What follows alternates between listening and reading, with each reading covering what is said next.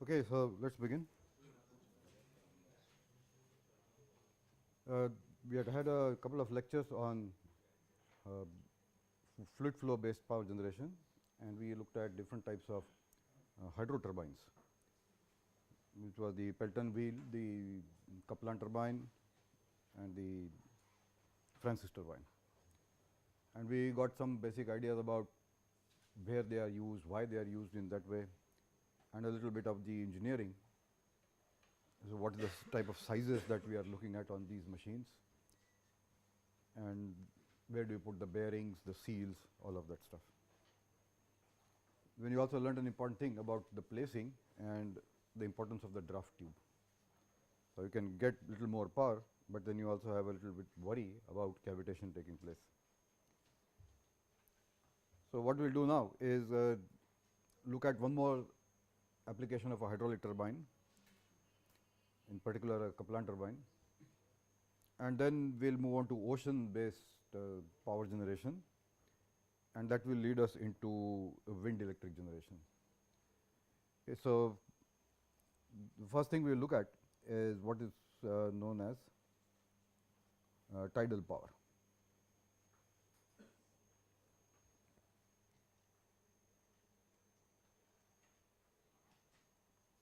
And as the word suggests, it relies on what is a tide. And I am not going to give into details of how tides are formed and why they are formed. You can look up Wikipedia or any other place and look at that. And for what it actually does is that if this is the coast land and this is the sea level,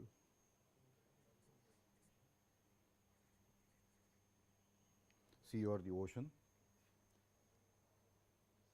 then if you have gone to a beach, you will see what happens at some point. Of course, the waves keep coming in. So, they form waves, they get bigger and then they splash and they come up, then they go down, like that it keeps happening.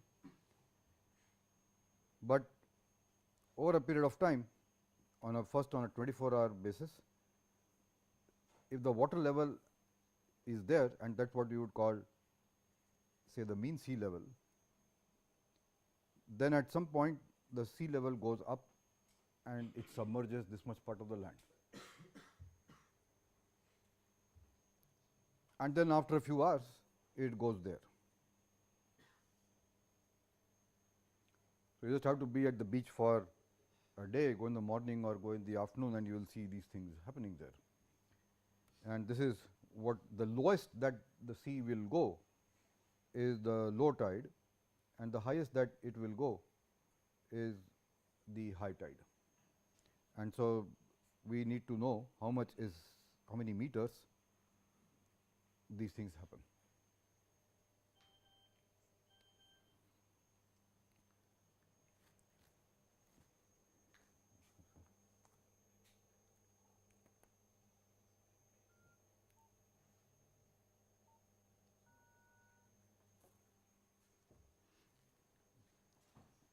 And there is no exact number which says that the high tide will be 1 meter and the low will be -1 meter. It depends a lot on the local geology. So, there are some parts on the coastlines in the world where you get fairly high tides, and some other places where the tides are not so high. So, somewhere it could be total could be about say 2 meters, the best you will get about 5 meters, 6 meters, something like that. So, that is the type of level difference that we want to exploit to generate electricity. And the way one does it is that we build a barrage, say over here,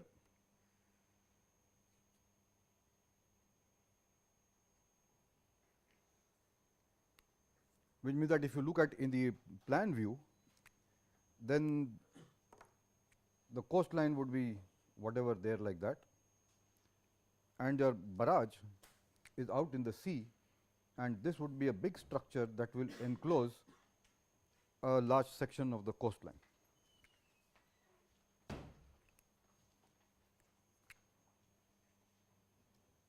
So, you have practically sealed off a large section of the coast, and in the cross sectional view here, this is what you would see here. That you put a big concrete structure over there, sort of a, it is not a dam exactly, because a barrage is not some, dam is something that stores water at a very high head. A barrage is something that is not strictly something that stores water, it just accumulates water for a short period and lets it go. So, that is why we are calling this as a barrage.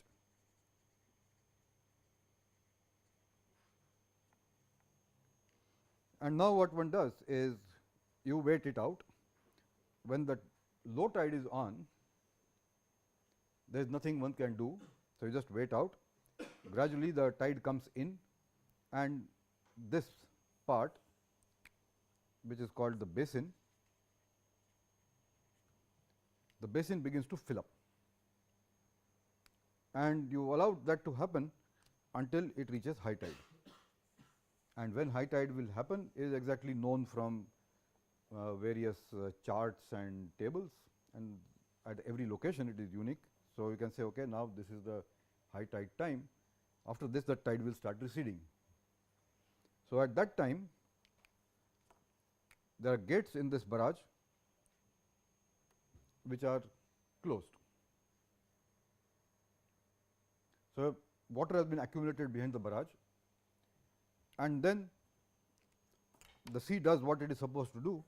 The tide starts going down, and when it comes to a lower level somewhere there, you have water behind the barrage at this level, in the sea at this level, and now you can operate with this static head. So, at that point, in this passage, one would have put a Kaplan turbine. This gate is pulled up, and water is allowed to flow through this, and it is this head and this flow which will then produce the electric power from there. So, when you start doing it, you have to plan it in such a way that the sea level will go down and then come back up over there. In the meanwhile, most of the water behind this has been drained out, and you are back at that level. So, now you have no water left. So, that is the point when generation stops, and then you stop the turbine and keep the gates open, and then again wait till the high tide comes and fills up the basin. So, for a few hours you generate power, and then you wait out half a day for the basin to fill up. So, that is the basic idea of how we use tidal power. But this form is hugely controversial, and for good reasons, that when you do this, and remember, if you want to generate even a modest power like a megawatt or so, you and for say about 3, 4, 5 hours, the amount of water required given this head is fairly huge, which means that the length of this barrage has to be very big. That means a large section of the coastline is going to be blocked off, and that is hugely disastrous for marine ecology. What happens along a sea coast is a hugely lively biosphere, and any such interference disrupts it very badly, and it not just disrupts what happens in the sea here, it further disrupts marine life further down. Both aquatic life as well as plant life are badly damaged, and very largely this is not considered a eco-friendly way of generating power at all. And after doing all of that damage, the amount of power you get is literally peanuts. We cannot think of 1000 megawatt tidal power generation based on this. So, I will show some pictures.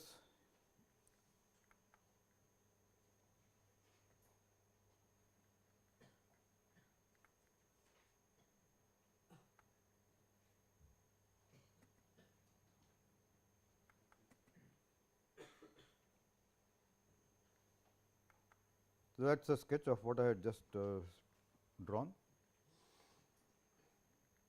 That is sluice gates which are used for shutting it off, and you could either allow the water to come back through this, but at that time you do not generate power, or have a separate channel through which the water comes in. And when you actually do a construction, that is what the barrage would look like. Remember that while I have drawn the concrete thing on the top, there is also going to be a big concrete thing at the bottom as the foundation. So, you are going to damage that part of the ecology also. Okay. So, this is a power station in France, somewhere in coastal France. Okay. Now, we look at the other idea of using tidal power, and we look at the fact that near a land or near in the ocean, one would see waves.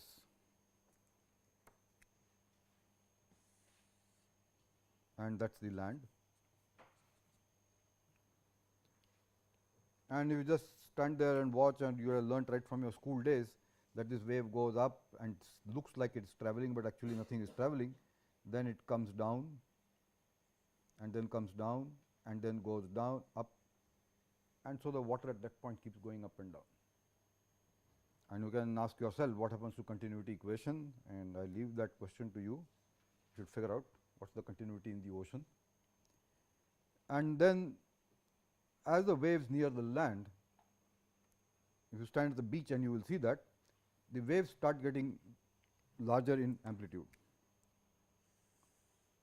So, it is a say a gradual coastline, then the wave that was that big there becomes a little bigger there and finally crashes. Why that happens? You can just write conservation of mass and momentum equations. These will be partial differential equations and solve them. Any graduate mathematics course will teach you how to solve that. Your courses have not taught you that. And then you will see that as the depth of this keeps decreasing, the wave height keeps increasing, and a good reason for that. What happens in the other extreme case is that if the shore is suddenly dropping very largely, as I mentioned in the case of Lakshadweep or even parts of the west coast, then these waves will smash and break up at this point, and very small waves will come up here, and you will not see much happening there at all. And simply because the depth of the ocean has something to do with the wave height. And that is the reason why when a tsunami takes place, the ocean is 7-8 kilometers deep, you do not see anything on the surface at all, although there is a huge pressure wave traveling in the ocean. Only when it nears the land, then it begins to see the huge amplitude. Now, of course, tsunami is the extreme case where you see 10-meter and 15-meter waves. But what we want to do in this is somehow use this water going up and down to generate electricity. And the simplest contraption one can think of is say, okay, I will just put a tube,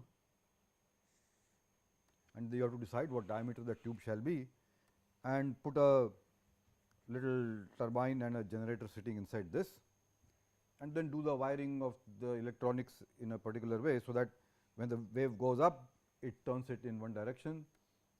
When the wave goes down, it theoretically will turn it in the opposite direction, but you can design a mechanism by which it will continue to spin in the same direction.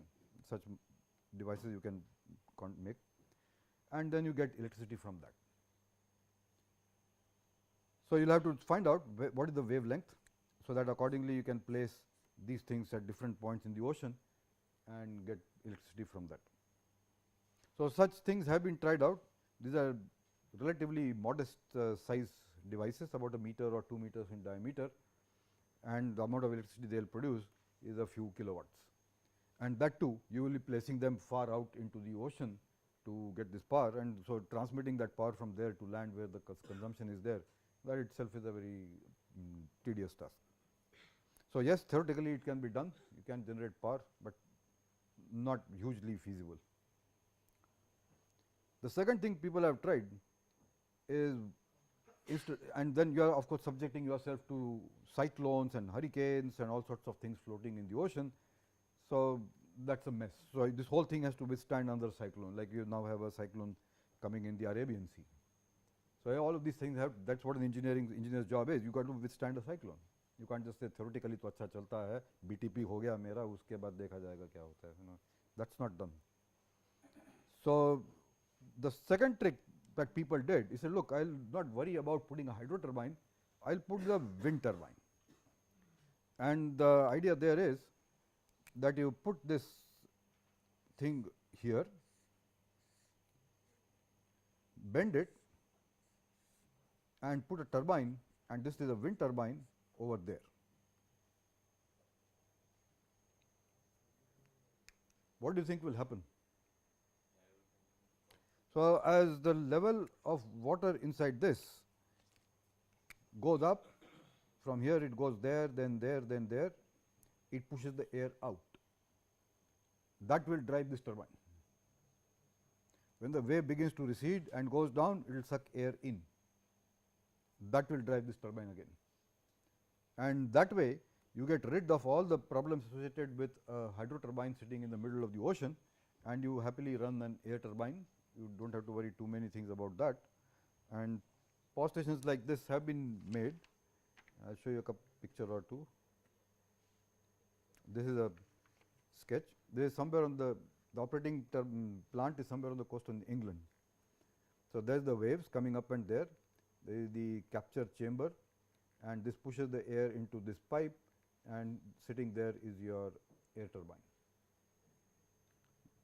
So, relatively nice thing, but again the same thing, depending on how much power you want to generate, you need to decide to do how much flow you have, you need to know how much pressure this wave will build up, and then do all your calculations after that. If you want high flow rates, then the area of this to the total area of this here, horizontal one, this has to be very small. So, that this area has to be much larger. So, a big wave there pushes that air into a small pipe and you get high velocity. So, that is the second type of an idea, and the third type is the one that you see in this picture. This was commissioned about 2-3 years back. So, it is not all that new. It is off the coast of Portugal. I hope you all know where Portugal is. Which continent? So, it is out in the Atlantic Ocean, and the idea that these people have done is a very different type of an idea than what we have been looking at. You can see this structure. So, there is one solid steel piece like that, maybe like 2 meters in diameter, a second piece there, a third piece there, and a fourth piece there. Between these two pieces, there is a flexible joint here, here, and there. And what they are planning is that this is the wave, and when that happens, one piece will go there, the other piece will bend like that relative to it, and the third piece will bend like that relative to it. I am exaggerating what you are seeing there. So, what will happen is, when it becomes flat, they will come together end to end. The length is more. When you allow it to bend, this length has now decreased, and so here you have to have, what they have done is put a set of cylinder piston arrangements. So, because of this, it can suck in oil, and when it goes down, it will pump that oil into a pipe. So, that whole oil system is inside this. So, it is taking the oil, pumping it out, and when it is pumping it out, you put it through a small little turbine, and that generates the electricity. So, like that, in each one of these there are small turbines generating power, and they have put here a whole bunch of these things in the ocean, and from there the power is taken off.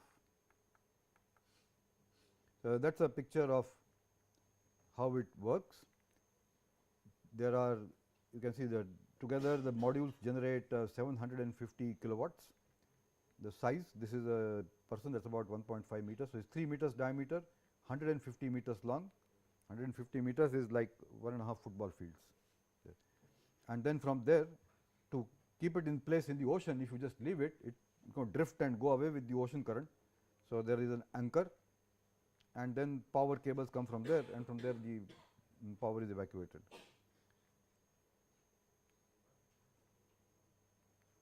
So, that is the idea of this type of a power plant, fairly novel. As you can, I am telling you, this is only about a few years old, and how much it will generate, how good it is, how robust it will be is anybody's guess there. Okay, so now we come to the last part of ocean generation, and that we will see in this picture here.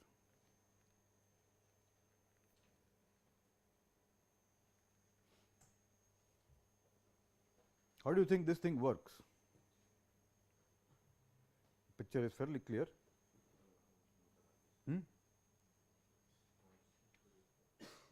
You have put this thing in the ocean or the sea, and you expect to generate electricity from this. And what is generating, you can see here, there are two blades. There is a here and there is another blade there. These are all mounted on a support which is anchored into the sea floor. How do you think this will generate power?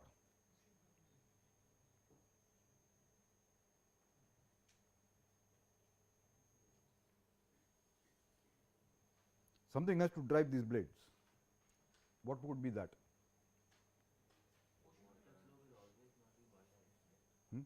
So, we need to know there has to be a current in the ocean, and you need to understand how the ocean flows.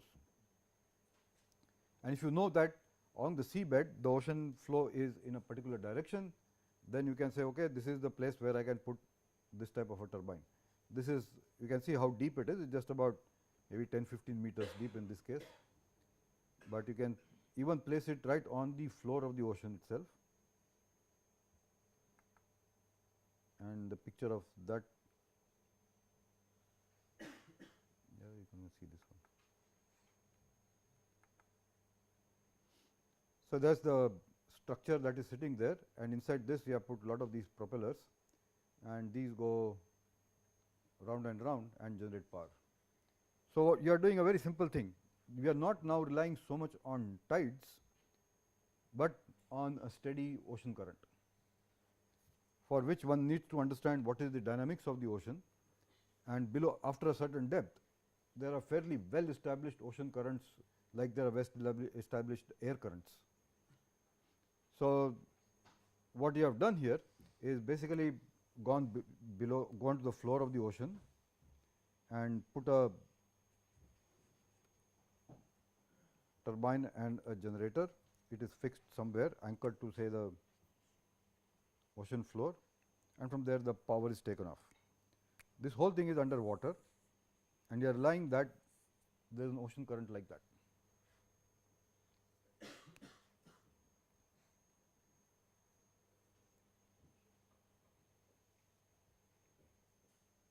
And that way one can generate electricity.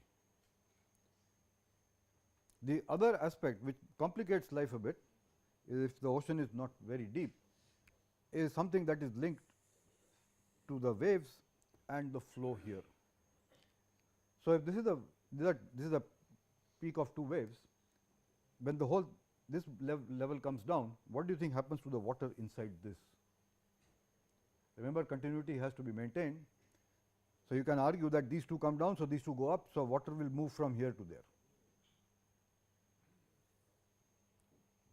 Possible if it is too deep.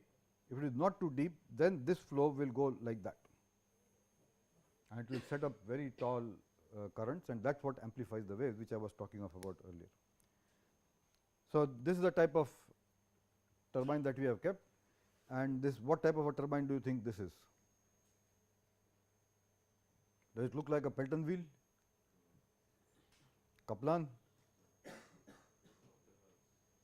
So, this takes us to the next topic that we want to look at, sort of a propeller type of a turbine. Yeah, let us see if I can show you that. If you go very deep, there are very big currents, but in the local areas you have to see what happens.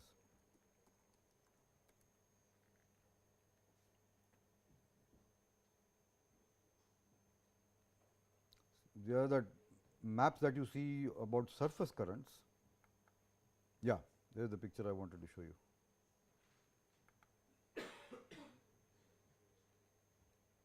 Is it visible? Is it okay? Okay.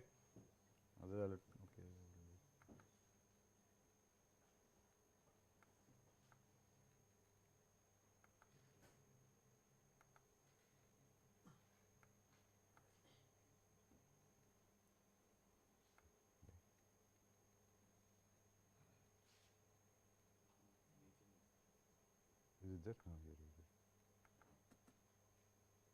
Yeah. There is something we generally do not think of, but that is what is happening in the oceans. And so, what they are telling is that along the surface warm air, warm water, not air, is going like this from the Indian Ocean through southern Atlantic Ocean, then almost to the tip of the North Atlantic, and here it just goes deep in few kilometers, and along the lower part of the ocean it comes and then splits into two streams, goes into the Pacific Ocean and comes around. And the length scales on this is hundreds of kilometers.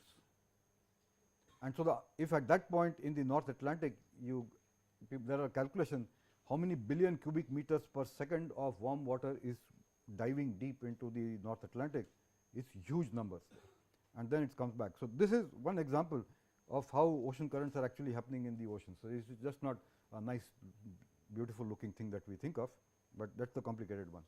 But that is the idea that we are looking at, that if this is a current which is continuously flowing in this direction, I can put a turbine there and generate power. But of course, here we are going much deeper, it is not practically feasible. And so, we look at seas where the local currents are hugely dependent on what is the local geology.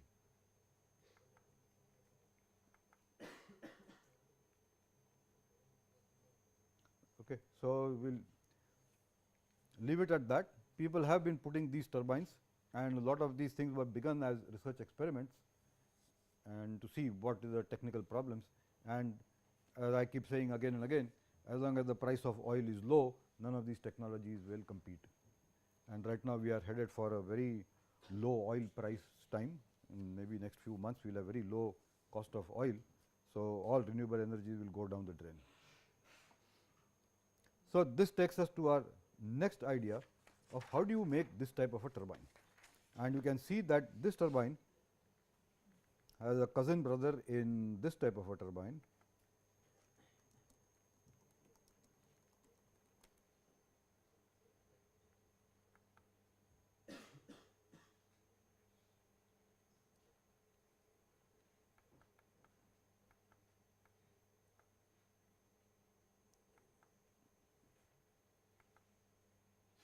This one.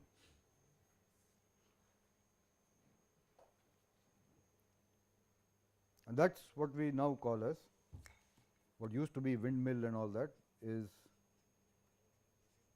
wind electric generators. And these now account for about 5% of India's electricity generation. And if you saw, if you have read yesterday's or day before yesterday's newspaper, there is a big article which says why this technology is going to become very big in the country. It has nothing to do with fluid mechanics, dynamics, manufacturing or controls. It has everything to do with taxes. So, please read that article. There will be a quiz on that also. Okay. Otherwise, I know you won't read it. Job interview के लिए जाओ तो कुछ जान होना चाहिए.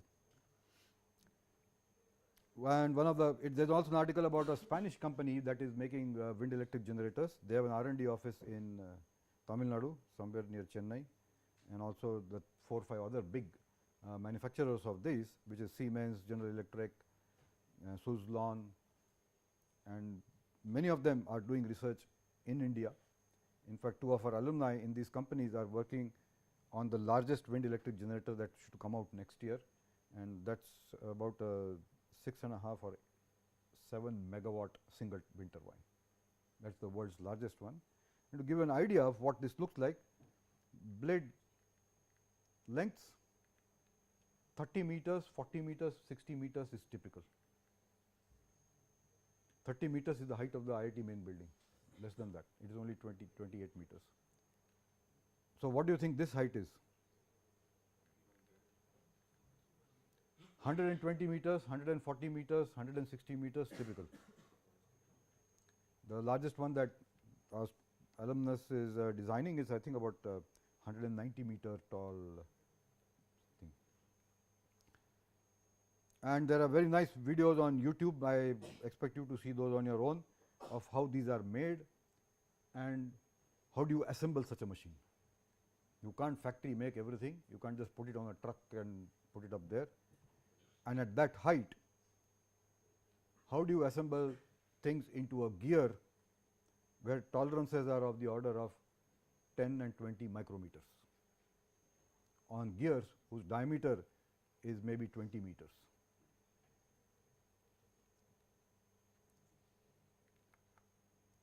So, that is what we will look at now, and we can begin by asking, can I put a windmill anywhere I want? Can I put a windmill in Delhi? What do you think?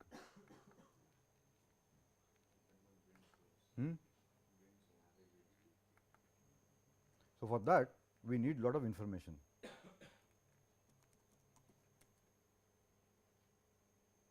Okay, and that is what you will do when you do a Google. You come across this thing, and let us see what is a good picture.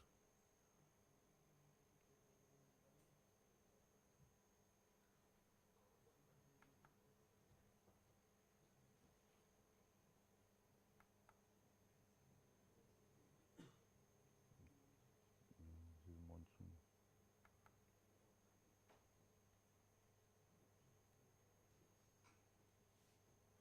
I think this is the one. Wind resources in India. Yeah, that is the one. Okay, this is what our country looks like.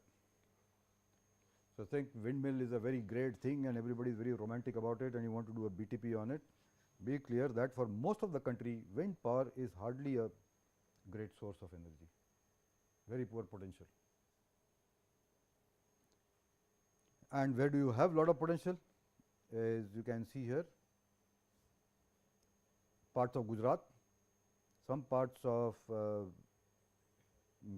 coastal the western Ghats, some parts of Tamil Nadu, this big chunk which is Jaisalmer and that part, some parts of the Malwa plateau, and some parts of the east coast.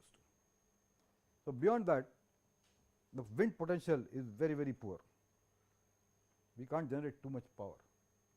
That does not mean that it does not have its place.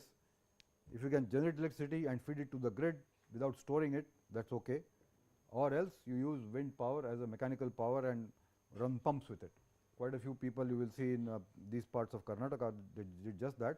Instead of relying on electrically operated borewell pumps, they just had a windmill, and whenever the wind blows, it fills up water into a tank, and then they use that water for irrigating the fields. And what the type of energy density that you have? 350, 450 watts per square meter is the area in the air, then 300, 350, then even lower 250, and then 200 to 250. So, if you want say a megawatt of power, you need a fairly large area, and that is the reason why those windmill diameters I was mentioning to you are so huge. So, how do you get wind data and how is it quantified? So, let us spend some time on that.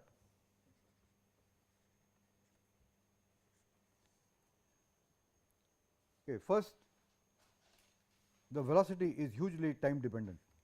It is an unsteady thing. Even in a cyclone where you get very strong winds, they are always worried about the gusts.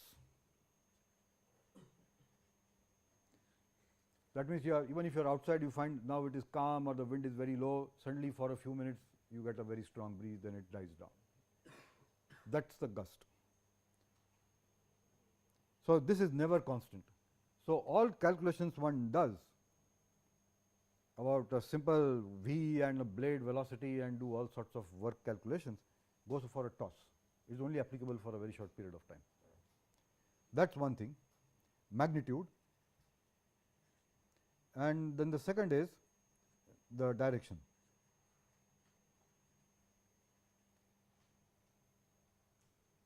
Gusts and winds keep changing the directions all the time. Yeah, you may have heard that okay, monsoons are brought about by winds which are predominantly blowing like that. Yes, but that is the thing that you have to worry, not just this and this, but height or distance above ground level.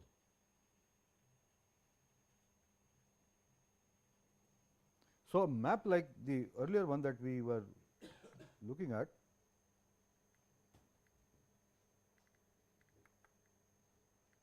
something that you probably all saw in schools, this type of a map.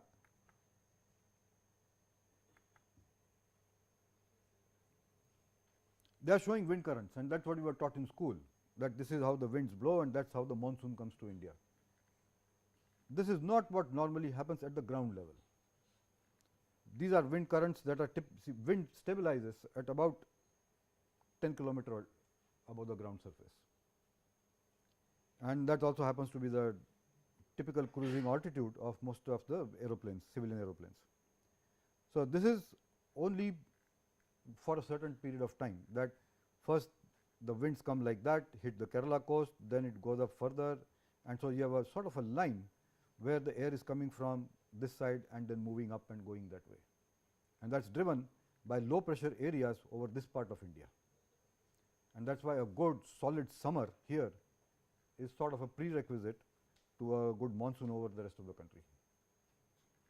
But this is not what we are seeing on the ground. So, if you go that high, you will find that you will see those air currents which were there in another map.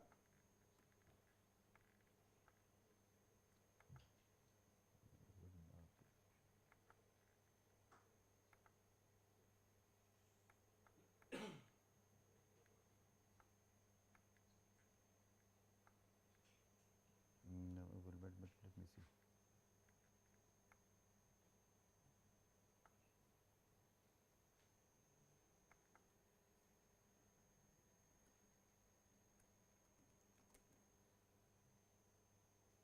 Yeah, there you go.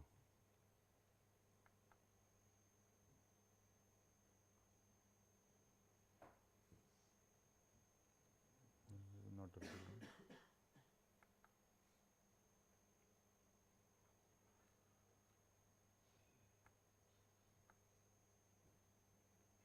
Okay. That is the one where you have winds. This is the equator going up, and you see a range of directions of wind, and that is how all your Columbus and company went all over the world using those winds. But I am looking for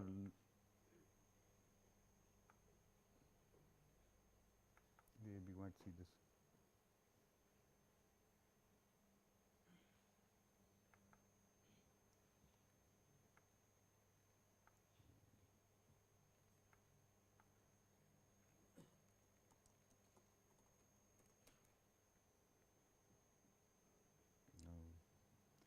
Forget that.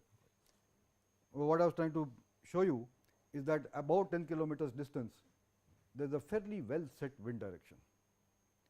And so, if you are flying a long distance, say from here to Europe, then going one way, the aeroplane takes at least an hour longer than the other way.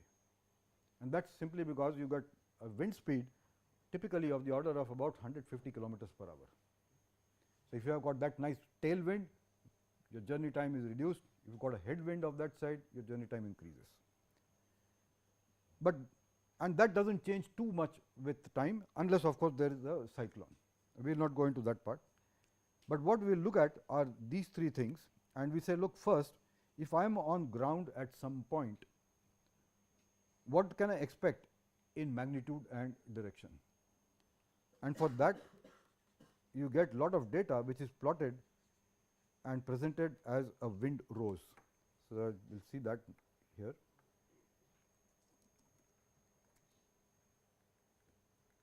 Any of these pictures will do our job. So, you can pick up this one. Okay, so, that is a wind rose, and it has got both magnitude, direction and probability put into this. And the way you interpret this is of course north, south, east, west. Each one of these circles represents the magnitude. So, it is a polar diagram in that sense. But in the if you look at any one of these things, say let us take this leg, it is east direction. So, it tells you that 13% of the time the wind is in the easterly direction. 11% is this direction, 7.8% north, 7.1% south, 9.2% southeast. And you look at this side, northwest type of things or westerlies are very, very small. These colors also tell you the probability for which the magnitude is that much. So, that is what is put up here, that of this 13%, some of it is in this magnitude, then remaining is here, then like that. So, this type of data has been collected for a long period of time, and various plots are there. You can see this one. This is Washington, Seattle, the wind rose there, and you can see here that wind is hugely southwardly direction, and then short periods north, and there is practically no wind that blows in any other direction. So, this is the type of data we begin with, which has been collected for a long period of time. So, here is the color coding, that wind speed in knots, and this is 11 to 17 knots, that is about 20-25 kilometers per hour. So, that is a pretty nice stiff wind. This is 17 to 21, even more. So, this is one part of the story, that we need to get this type of a data from the wind rose, and that tells you that over a period of time, if I integrate this V t and with say over 24 hours, what is the magnitude of energy that you can expect to extract, and that is your potential for putting there a wind turbine. Okay, so, that is one part that we know, and when we say wind rose, it is taken at a particular height above the ground level. So, you could put a instrument on the top of the main building and keep on making the wind velocity and direction measurements, and out of many days and months and years of data produce the wind rose for the top of the main building. If you do the same thing at a lower place where the building effect is there, it is not going to be a very good indicator of what it is. So, this is free open space. We will look at this and then we will stop for today. So, this is the ground, and on this we have all sorts of structures,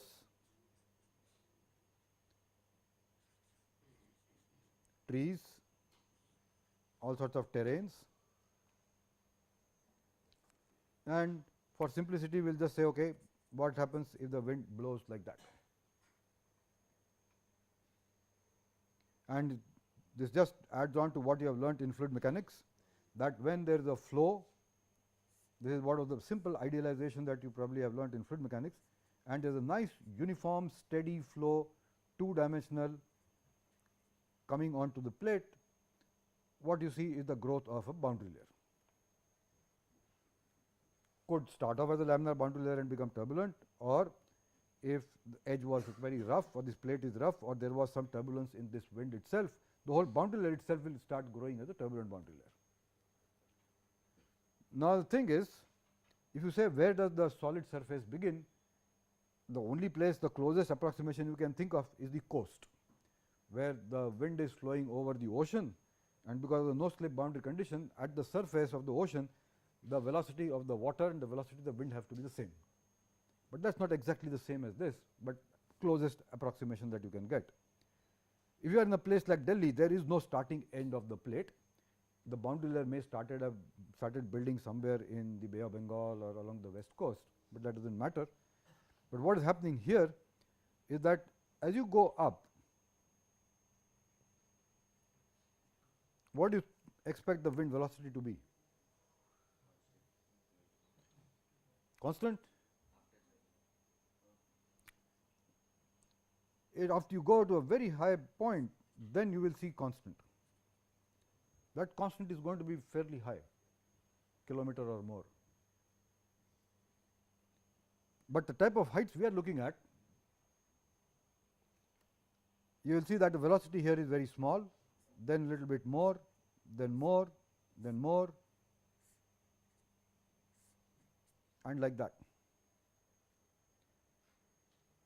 And this is caused by the fact that you got all these things here, and you take the size of this and the length scale of this, it is like taking a plate which has been filed, it is like a rough surface sitting there. So, whatever boundary layer you see on this is the boundary layer that we see here, and we are all living inside the atmospheric boundary layer.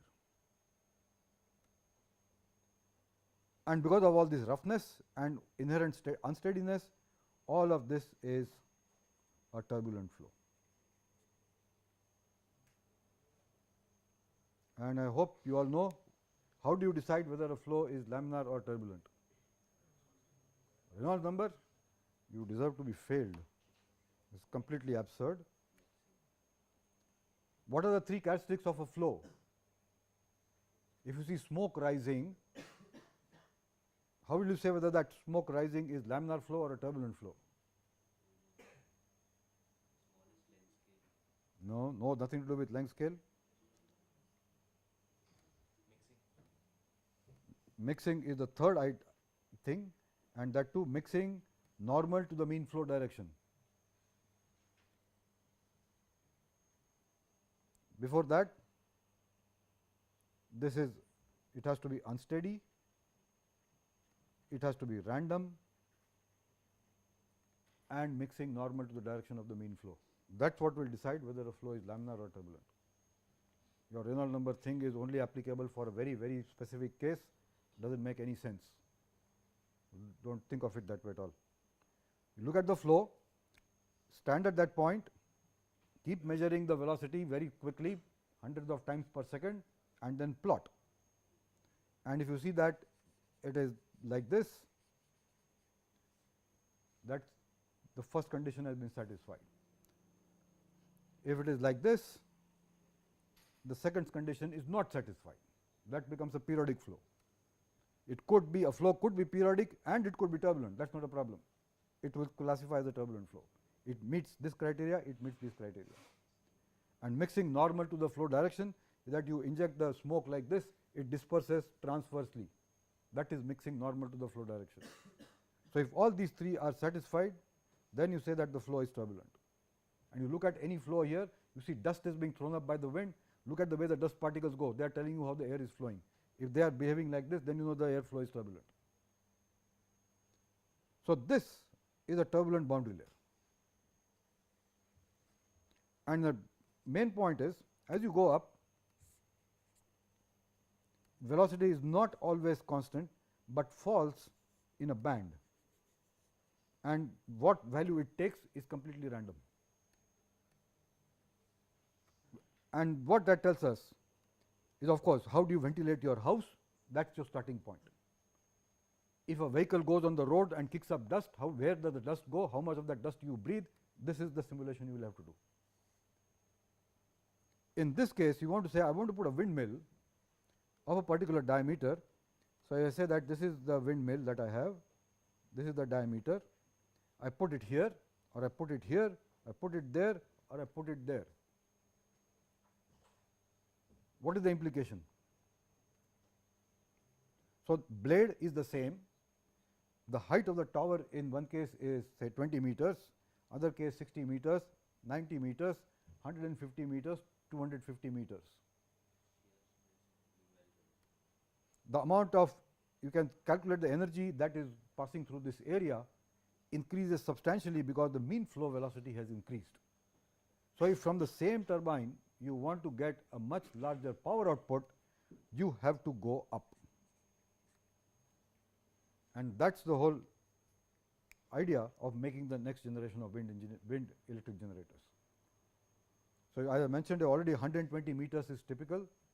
You look up various websites of all the manufacturers names that I have told you, they all have lot of information on the website, and you will see they are all going bigger and bigger, longer and longer, firstly to make use of this velocity. So, that is where the starting point is. The question is, this is velocity is changing, how do I take care of direction in my engineering, how do I worry about magnitude, and how do I do what an engineer needs to do, what happens in an emergency. We have said there could be a grid trip, in which case you do not need to generate anything. What will the turbine do? If there is a cyclone, what is the turbine going to do? All of these things have to be taken care of. So, the details of this we will pick up in the next lecture. Please look up the websites of any of these manufacturers. I'll just write down here in case you didn't find. GE, Siemens, Gamesa, which was there in the news,